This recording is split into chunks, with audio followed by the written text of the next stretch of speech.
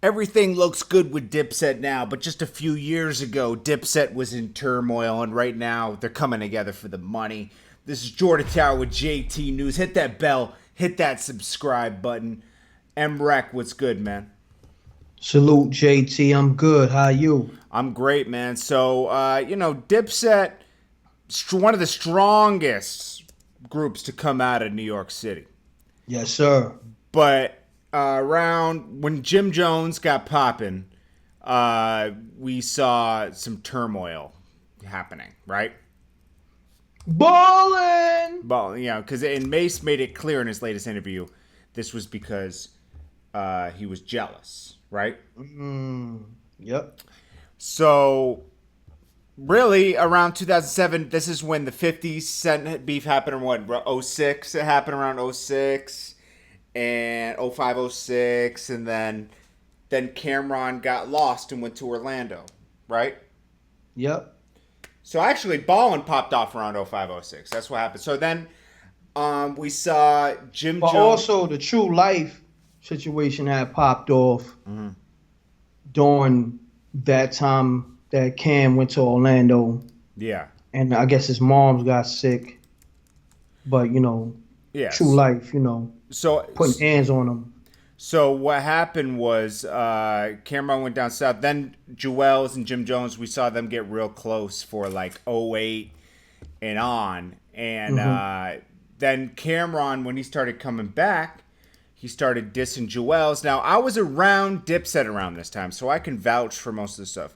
Was Juelz on Scissor? Everyone knows Juelz was on Scissor around the time. He's even admitted to it and in his interviews, But the way Cameron paints it. Now, let's get into first what did Cameron say? Juelz's gripe with Cameron was that he was signed to Cameron. He was being held up in his contract, and Cameron was blocking tons of his collabs. Cameron since refuted that. But, and this is why he said this is why he's out. Juelz dropped his last album in '05, '06, around that time. And then you never heard from him again. Maybe it was '04. I'm not sure. Maybe it was '05. It was somewhere around. Nah, I think it was like '05, '06. It was '05, '06, yeah. And then we never heard another album from him. He dropped some mixtapes, but then he got kind of lost. Cameron went at him in this around 2008, around 2009. He basically said, It's January, right? When was the car show? That was back in June. Yeah. So it's going on about 8-9 months, right? You've been out the contract. What's going on? Who's holding them up now? You understand what I'm saying? What's holding you up now? If somebody's holding you up, you still haven't put out no singles, still haven't scheduled an album date.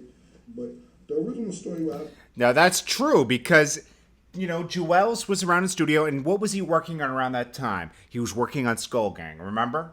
He was pushing Skull Gang. He put his career in the back when he had dropped an album in 3 years at this point, 2009. That's like death for an artist. You can't go that long. So, Facts.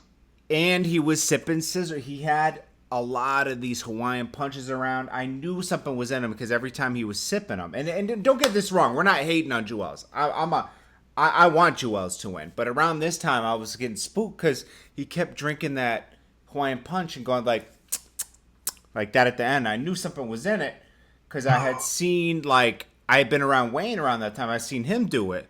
But Wayne could hold that shit better. I don't know why. He just, it's So like Lil anything. Wayne had a higher tolerance for the lean than Juelz did. And I don't think he went as hard with it. I think he went lighter on it, just to get kind of the feeling. He didn't get the feeling where he didn't go so. I don't think he went so hard with the lean where he was passing out. I think he would do it little by little. You always saw Wayne with a cup, but he wasn't drinking the whole fucking cup on, right on camera.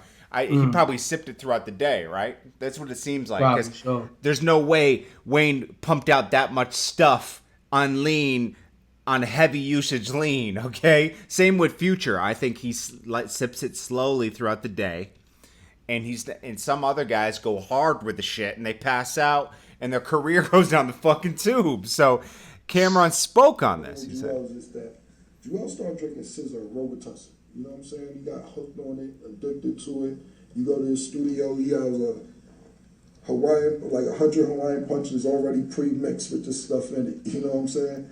That was crazy. He did have tons of Hawaiian punches lined up full of this shit. It was crazy. I'm so glad I never said, hey, can I get some Hawaiian punch? Because I love Hawaiian punch. I knew I shouldn't fuck with that Hawaiian punch, though. So I kind of like stopped speaking to him. Like, yo, we already smoked mad weed. We don't need to be on Robitussin. I called his mother about it. I called his closest friends about it. They knew about it. They was like, Nick Cam, it's not that bad. It isn't like he's overdoing it. And I'm like, yo, that's like saying he just smoked a little bit of crack, you know? Damn.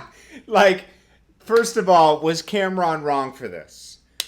The only reason... I mean, he acted like he had a concern for Juelz, because Juelz was like, of course, his artist, but also like a little brother. So I guess he's looking at it like, you shouldn't be indulging in that so hard.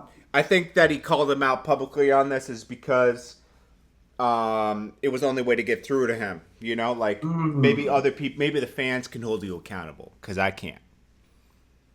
And around this time, it was weird because I remember, like, I was there. It wasn't really being spoken about that Camron and Juelz and Jim Jones all had a problem.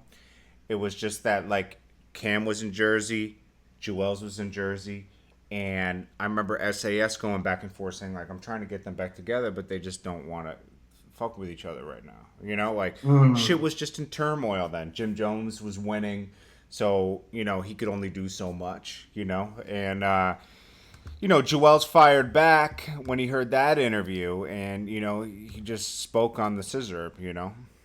I mean, I was drinking syrup, you dig what I'm saying? But that at the end of the day had nothing to do with it. I think at the end of the day, you know, Cam is kind of like looking for a way to just answer these questions.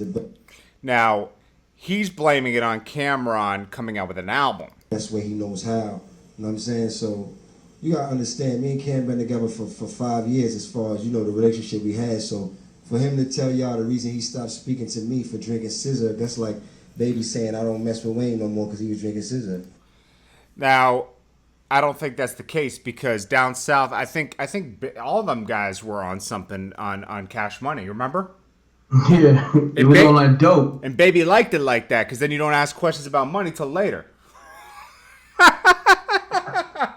Got them drugged up, huh? It's true though. I mean, I don't think he got them drugged up, but it's a great way to like pacify somebody, you know. Yes, sir. So at the same time, because, you know, what I do on my own time is my own time, and I was never getting to, you know what I mean, stomach situation. He was doing Percocet. You dig what I'm saying? So it's not for me to sit here and say. So Juelz fired back and said, "Well, you want Percocets, you know." Now he said he had a stomach issue those years. So, and I remember Shorty Low was on Percocets because he had a stomach issue. So that's actually prescribed by the doctor. You know, the doctor will give you these things. You Percocet, I stopped talking to Cam because you was, you know what I'm saying? But he'll probably sit here and tell you I was doing it because of my stomach. They got to look in the mirror at the end of the day, man. I don't have my album coming out right now. It's surprising to me that, you know, somebody that has an album coming out just decides to come out and give everybody these interviews now. Now, let's get to the meat and potatoes of this, okay? Basically, Dipset, this damage was done. Remember Jim Jones? We can't forget that. That was recent, and that was going on back then. Dipset is damaged for life. It's never going to be the same. And it's just they're going to come together for money opportunities, and I don't blame them. You should be coming together for money opportunities. Oh, yeah, sure.